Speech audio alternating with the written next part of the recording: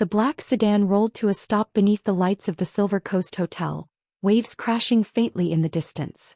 Maya stepped out first, beautifully dressed, laughter clinging to her like perfume. Atlas, her broad brindle bulldog, leapt down beside her with soldier-like discipline, ears pricked, body tense. Tomorrow she would marry Ethan Vale, the man she believed was her forever.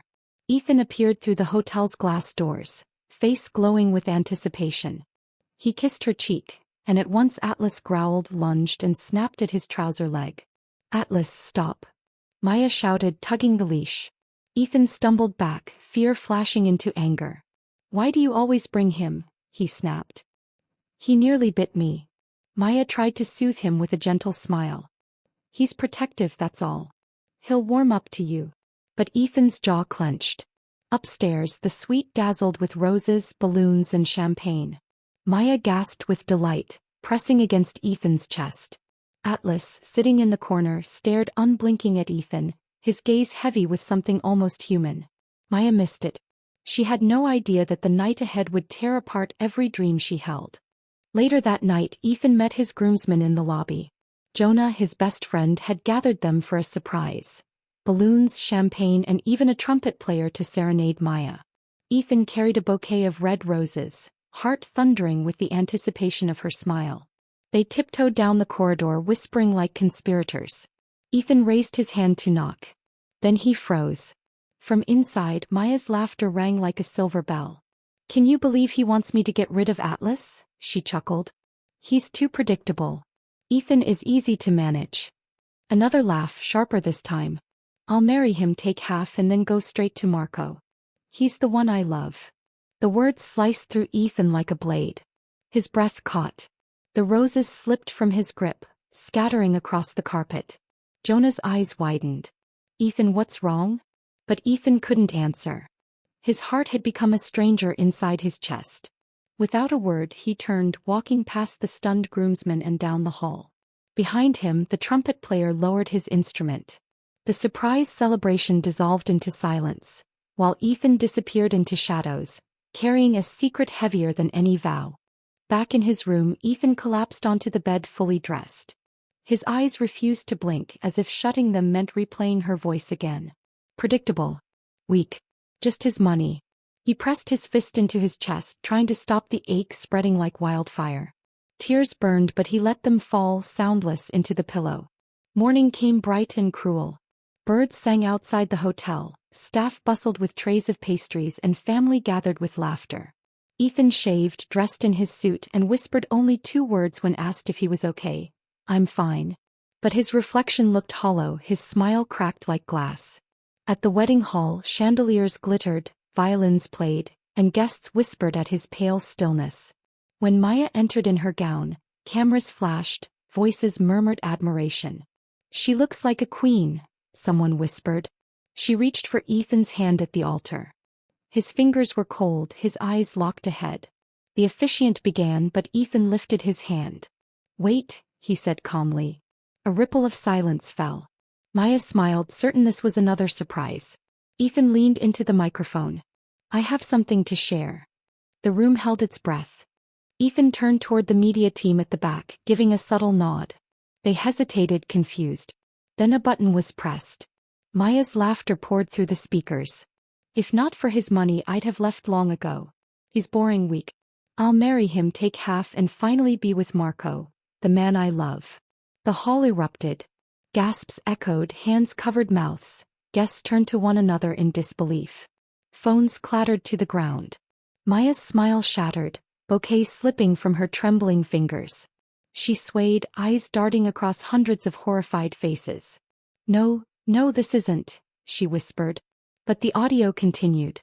"He can't satisfy me like Atlas does. I'm only here for the prize." Children stilled. Women shook their heads in disgust. A man muttered, "She said that about her groom?" The hall's grandeur dissolved into chaos, whispers like wildfire devouring the ceremony. Maya's face drained of color. Her knees buckled, and with a faint cry, she collapsed onto the marble floor. Ethan didn't move. He slid on his sunglasses, not for style but to hide the tears burning his eyes. With a deep breath, he stepped down from the altar. And then he walked away. The wedding exploded into chaos behind him. Chairs toppling, flowers trampled, guests shouting. Maya lay crumpled in white silk, surrounded by whispers of betrayal. But Ethan didn't look back. He walked through the gilded doors of the hall, his polished shoes striking the marble with a steady rhythm, as though marking the death of a dream. At home later, silence drowned him. He dropped face first onto the bed, still in his suit. For the first time since childhood, he sobbed openly. Not the quiet tears of a broken man, but raw, guttural cries that shook the walls. She had lied. She had used him. And he had believed. 4 days he didn't answer calls or open the door, even when Jonah pounded outside begging to come in. He ignored food, ignored work, ignored the world. His body weakened, but his mind spun on one haunting loop. Why me? Why did she choose to destroy me? Weeks passed. The whispers spread.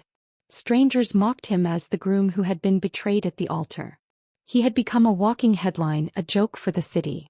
And so he made a choice: he would disappear. Ethan sold his penthouse quietly, gave away luxury cars, and left with only a small suitcase. No one knew where he was headed, not even Jonah. By dawn, he boarded a train to a developing city far from Silver Coast, a place where his name carried no weight. He rented a modest one-bedroom home along a dusty street. The neighbors were simple people: fruit sellers, cafe workers, children with bicycles. For the first time in years, no one stared at his watch, his shoes, or his wealth. They greeted him like an equal. He dressed plainly, worn shirts, scuffed sneakers, no gold on his wrist. Days passed in quiet rhythm: market runs, reading in small cafes, evening walks by the river. It wasn't glamorous, but it gave him peace.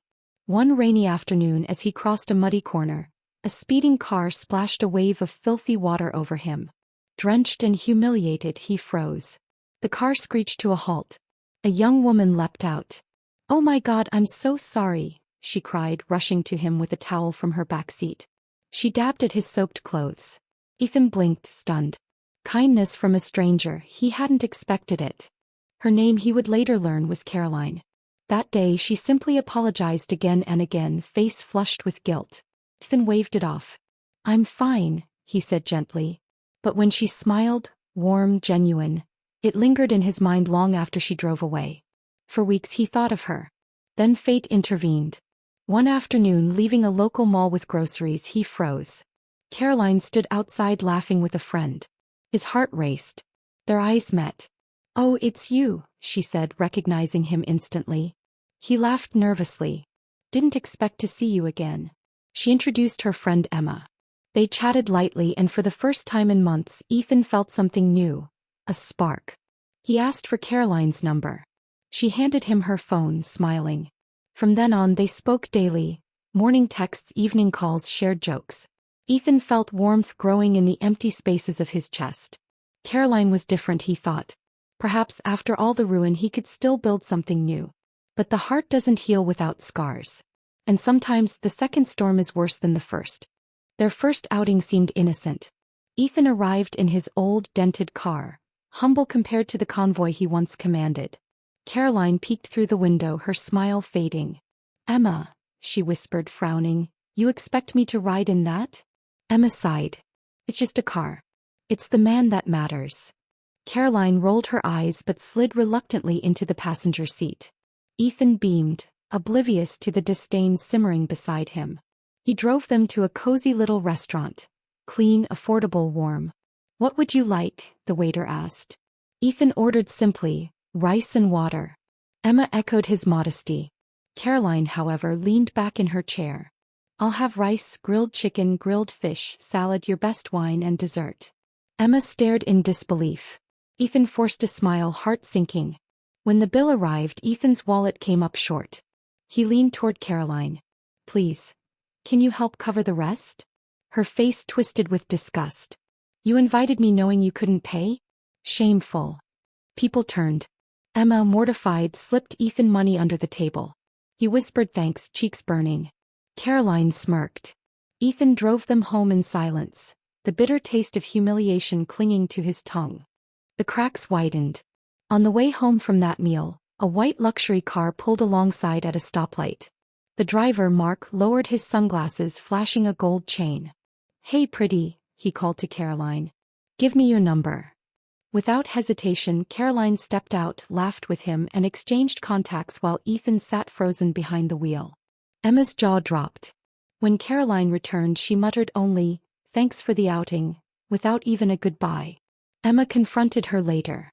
"You humiliated him. You flirted in front of him. That was cruel." Caroline shrugged. "If he can't afford me, that's his fault." Still, Ethan, lonely, wounded, kept trying. Calls, texts, visits. He convinced himself Caroline only needed time to see his worth. But one afternoon, sitting on her couch, he asked quietly, "If I proposed one day, would you say yes?" Caroline burst into laughter. "Marry you? Like this? You're a poor man. Don't insult me." Emma, overhearing from the other room, stormed in. "Stop it, Caroline. Enough." Caroline sneered. "Then marry him yourself." Emma turned to Ethan. Her voice trembled but was firm. "I would, if he wanted me." Ethan's heart stuttered. For the first time, hope shifted its gaze. The confrontation escalated. Caroline's mockery filled the room until a car engine purred outside. Mark strolled in with designer bags, calling, "Baby, I'm here." Caroline squealed, embracing him while flaunting gifts. He pointed to Ethan. "This poor guy even asked me to marry him." Mark laughed, pointing to this one. Broken basic. Ethan's shoulders stiffened, but he stayed silent. Emma, however, couldn't. "You don't get to insult him," she snapped. "He's worth more than your gold chains." Mark smirked. Caroline dragged him out, muttering about people beneath her. Left behind, Ethan sat broken, but Emma touched his hand gently. "You deserve love. Real love," she whispered. Ethan's eyes filled. "And you're the first who's seen me." From that day, his focus shifted. He and Emma grew closer. She defended him, cared for him, brought small gifts, and asked for nothing.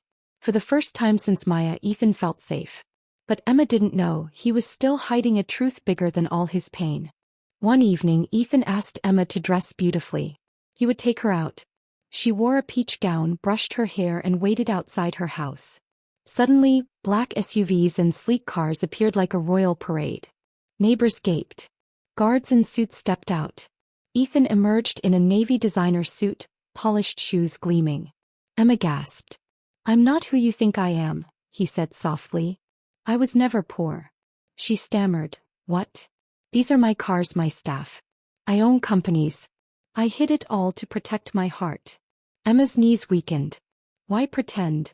"Because after betrayal, I had to be sure someone would love me, not my wealth." He took her hand. "Come with me." They drove to a golden-lit hotel. Staff bowed. Guests whispered. Emma trembled as Ethan led her into a hall of chandeliers and roses. But her awe turned to confusion when two familiar faces looked up from across the room, Caroline and Mark. Caroline's mouth fell open. "Ethan? Here? In that suit?" Emma squeezed his hand. He whispered, "Tonight truth will speak." Mark rose, approaching Ethan with a bow. "Good evening, boss." Caroline blinked. "Boss? You're calling him boss?" "Yes," Mark said calmly. "I'm his driver." The hall fell silent. Caroline staggered back. "You mean, that white car was his? Not yours?" Mark nodded. "He owns many. I work for him." Caroline's hands trembled. You set me up?" Ethan finally looked her in the eye. "No. I gave you a chance to love a man with nothing. You showed me your heart. Now the world sees it too." Caroline crumbled onto a chair, face pale. "I made a mistake," she whispered. "You shouldn't need riches to treat someone with kindness," Ethan replied. Emma, still stunned, clutched his hand. "You planned this?" "Yes," he said gently. "But not to hurt you. To find someone true. And I found you." Tears filled Emma's eyes. Caroline reached out desperately. "We can fix this, Ethan, please." He shook his head. "It's too late." Ethan turned to Emma, breath steady, heart pounding. Slowly, he knelt on one knee, pulling out a velvet box. Gasps echoed through the hall. Emma covered her mouth, tears spilling. "Emma," he said, voice shaking with emotion, "will you marry me? Let's build a family rooted in love, not lies." Emma trembled. Before she could answer, Caroline screamed. "No. Don't do this. He was mine first." "Emma, say no." Emma's tears turned to resolve. I'm sorry, Caroline, she whispered. But he chose me because I loved him when he had nothing. That's something you never gave. Yes, Emma said, placing her hand in Ethan's. I'll marry you. The hall erupted in cheers. Ethan slid the ring on her finger and pulled her into his arms. But Caroline snapped. She overturned a table, glass shattering, wine spilling across the floor.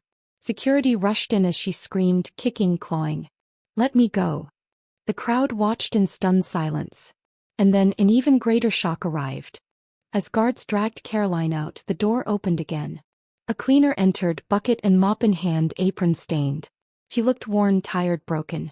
Her eyes lifted and froze on Ethan. Ethan, she whispered. His breath caught. Lena. It was her. His former fiancée. The woman who had shattered him at the start. Her glow was gone, her beauty dulled by hardship. She trembled, dropped the mop and fled in shame, apron flapping behind her. Emma touched Ethan's arm. Who was that? He exhaled slowly. Someone who no longer matters. Only you do. The hall erupted into applause once more, though whispers of Lena's sudden appearance lingered like shadows. For Ethan, though, the past was truly over. And as he embraced Emma beneath the golden lights, he finally felt whole, rebuilt from ruin into a man who had found real love. After the chaos of the proposal, the night carried on like a dream. Guests congratulated Ethan and Emma, some with tears in their eyes. Others whispered, still shaken by the revelations. Ethan, though, felt lighter than ever. For once, he was no longer hiding. His truth had been laid bare, and the woman at his side had chosen him not for wealth but for love. Later, as the cars rolled through the city, Emma sat close, silent, absorbing everything she had seen. All this time, you were living as a simple man, she whispered. Ethan nodded. Because I needed to see who would stay beside me when I looked like nothing. She reached for his hand, squeezing gently. Then I'll stay no matter what. Rich or poor. But Ethan knew life wasn't done testing them. Lena had resurfaced, her shame written across her weary face. And Caroline's rage hadn't ended with her being dragged out of the hall. Somewhere in the city, both women burned with regret and fury. And both still had power to cause storms. News of the ruined wedding and shocking engagement spread like wildfire. Social media buzzed. The groom who exposed his bride. Clips of the audio went viral.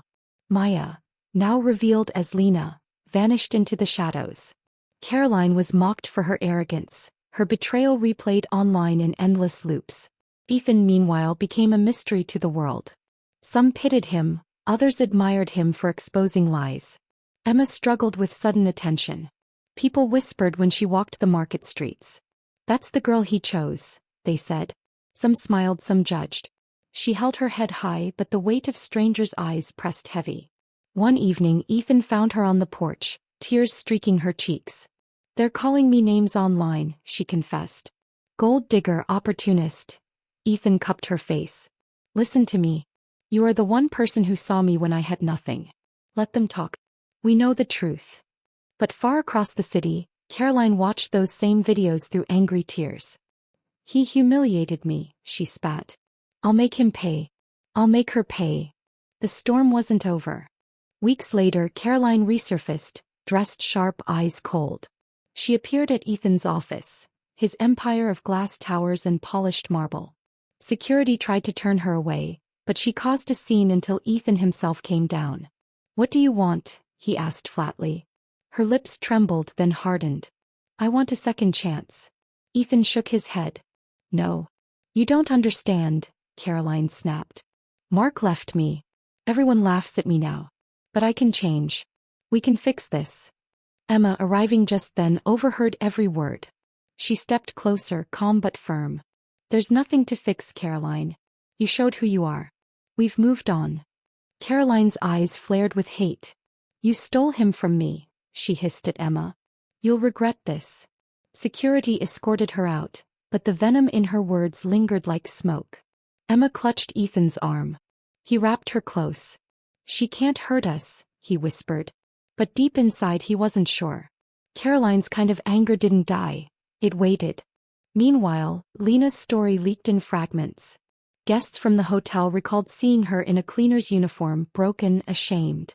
Rumors spread she had lost everything: money, status, family. Some claimed she had turned to work just to survive, haunted by her past betrayal. Ethan saw her only once more. A rainy night outside a corner shop. She looked thin, trembling under a broken umbrella. Their eyes met. She dropped her gaze, whispered, "I'm sorry," and slipped into the night. Ethan didn't follow.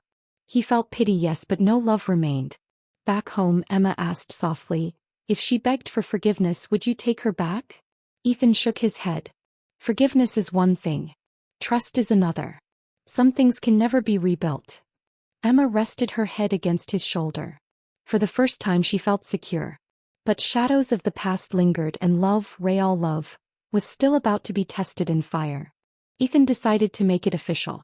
One golden evening, under the glow of a coastal sunset, he and Emma signed their marriage papers. It was a quiet ceremony. No cameras, no crowds, just a handful of witnesses and heartfelt vows. When the officiant declared them husband and wife, Emma's tears spilled freely. Ethan kissed her forehead. "From ruin to redemption," he whispered. "This is our beginning." But even as they celebrated with laughter and cake, Caroline watched from afar. A friend had tipped her off about the ceremony. Standing in the shadows, she clenched her fists. "He thinks he's untouchable now. Let's see how long his perfect little love lasts." Emma, radiant in her simple white dress, had no idea danger stalked nearby. The enemy wasn't gone, just waiting for her moment. Their first year of marriage blossomed with joy. Emma adapted to Ethan's wealthy world gracefully.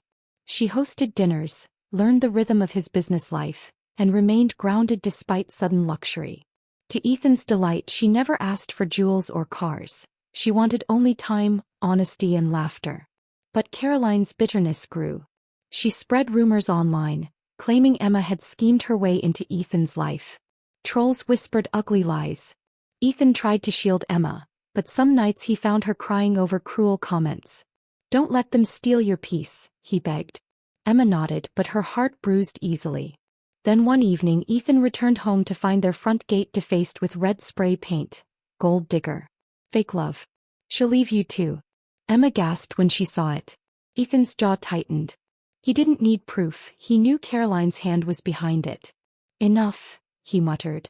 "If she wants a war, I'll give her truth instead." Ethan called a press conference. Cameras flashed as he stood before microphones, Emma beside him. "There are lies circulating," he began calmly. "That Emma married me for wealth. Let me remind you, when I had nothing, when I walked in muddy clothes, when I couldn't afford dinner, she stood by me. He gave when I had none to give. That is love. Real love. And it is mine." He turned to Emma, kissed her hand, and the cameras roared. Headlines spread. "The groom redeemed. The woman who chose him when he had nothing." Caroline watched the footage in rage. Every attempt to smear them only made the couple shine brighter. She threw her phone against the wall, screaming. But the world had moved on. Ethan and Emma's story was no longer tragedy. It was inspiration. As years passed, Ethan rebuilt his empire even stronger. But this time, Emma was his partner in every sense. She gave him balance, kept him humble, reminded him of humanity beyond wealth. Together they started a foundation for abandoned dogs. An echo of Atlas, the bulldog who had once growled warnings Ethan ignored. The irony wasn't lost on him. "If I had listened to that dog," he sometimes mused, shaking his head, "Emma would smile. Then you wouldn't have found me." And she was right. Pain had been the path to her.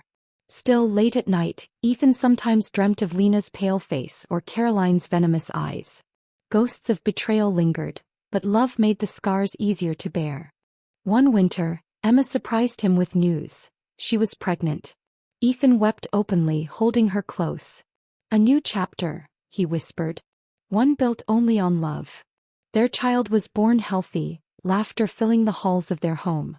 Ethan held his son and thought of the boy he once was. Lonely, unloved, desperate for approval.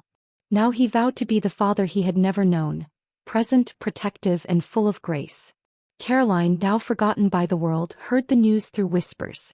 Alone in a small apartment, her once perfect hair ragged, she stared into a cracked mirror.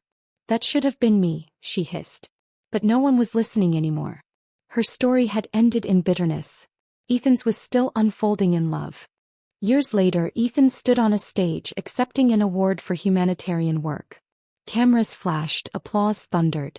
But his eyes sought only one person, Emma, smiling through tears in the front row. He spoke softly into the microphone. I was once broken, betrayed, humiliated before the world. But that pain led me here. It led me to truth, to purpose, and most importantly, to love. If you take anything from my story, let it be this. Wealth means nothing without love. Love means nothing without truth. And truth, no matter how painful, will always set you free. The audience rose to their feet. Emma joined him on stage and he kissed her hand, just as he had promised in their darkest nights. At home that night, long after the applause faded, Ethan and Emma sat on the porch, their child asleep inside. The stars glimmered above the sea. Do you ever regret it? Emma asked softly. The pain? The betrayal? Ethan thought for a long moment. No, he whispered. Because every storm led me here. To you, to our family, to a life built on honesty. I would walk through it all again if it meant finding this. Emma rested her head on his shoulder. Then it was worth it. The waves crashed softly, a lullaby of peace. And for the first time in years, Ethan felt no ghosts chasing him. Only love, solid and eternal. Their story had begun in betrayal, but it ended in redemption. A reminder to the world that true love doesn't come dressed in diamonds or power. It comes quietly, in kindness, in patience, in faith. And it always survives.